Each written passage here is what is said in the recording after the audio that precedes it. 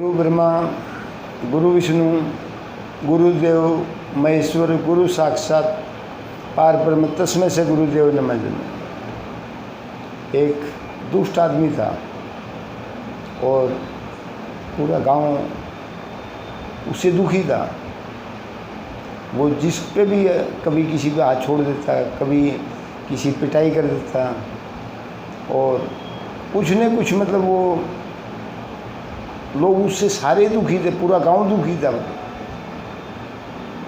पहले तो गांव में क्या है, एक आदमी दुष्ट हुआ है पूरा गांव दुखी हो जाता। आजकल तो घर घर में मतलब क्या हुआ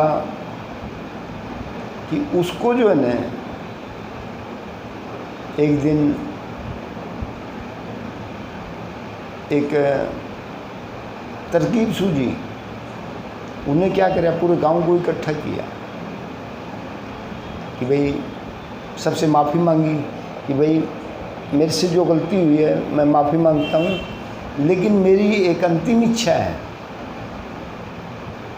और मैंने आप सबको बड़ा तंग किया और आज तक मैंने कभी आपको शांति से नहीं रहने दिया, ना आप आराम से सोने पाए। लेकिन मेरी एक अंतिम इच्छा है कि आप जो है ना, जब मैं इस संसार से जाऊं तो मेरे छाती में खूंटा ठोक दियो। बोले भाई ठीक है, बोले भाई तेरा ठीक है, ये तो काम करेंगे। बोले तुमने बेचारा बूढ़ा हो चुका था, काफ़ी दिनों काफ़ी मतलब बीमार भी रहता था, बूढ़ा हो चुका था। एक दिन कोई संसार से चल बचा, मर गया। मतलब लोगों ने क्या करा, उसकी छाती पे खूंटा ठोक, उसको ले जाने लगे शमशान घाट में। बोले राम नाम सत्य है, सत्य बोलो गत है। रास्ते में पुलिस मिल गई। बोले भाई ऊपर क्या उठ रहा है? बोले साहब इसकी अंतिम इच्छा थी जब मैं मरूं तो मेरी छाती में कूटा। बोले भाई तुमने इसको जानबूझ के मारा? बोला तुमने ऐसे नहीं, ये मरने वाला नहीं मरा। पुलिस उसको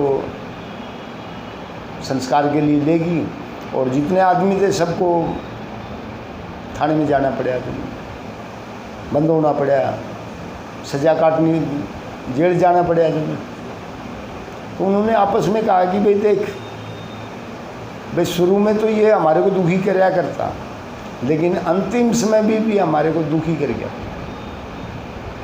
अगर उसको इंसान की यूनि क्यों मिलती है कि वो अपनी आत्मा का कल्याण करे, वो सबके साथ व्यवहार अच्छा करे और इस तरीके से बोले। मतलब सबसे पहले हमारी जो ड्यूटी है, हमने भगवान कृष्ण जी के शरण में जाके उसको चलते फिरते उठते बैठते खाते पीते सोते उसको याद करना है, ना कि इस संसार को याद करना है। अगर आप संसार को याद करोगे, इस संसार में लटक पटक करते रहोगे, दोबारा पैदा होते रहोगे, मरते रहोगे और प्लास्टिक के डब्बे में आप में मरने में कोई फ़र्क नहीं रहेगा। जैसे प्लास्टिक का डब्बा टूट गया, फिर बन गया, फिर टूट गया। लेकिन अगर आपने इससे बचना है बार बार जन्म से, तो आपको भगवान मुरली वाले की शरण में, भगवान कृष्ण जी की शरण में, उस कन्हैया की शरण में जाना पड़ेगा। और आपको तभी ये जो कंकाल रूपी शरीर है, इससे तभी छुटकारा पा सकते हो। बोलो भगवान कृष्ण जी की जय।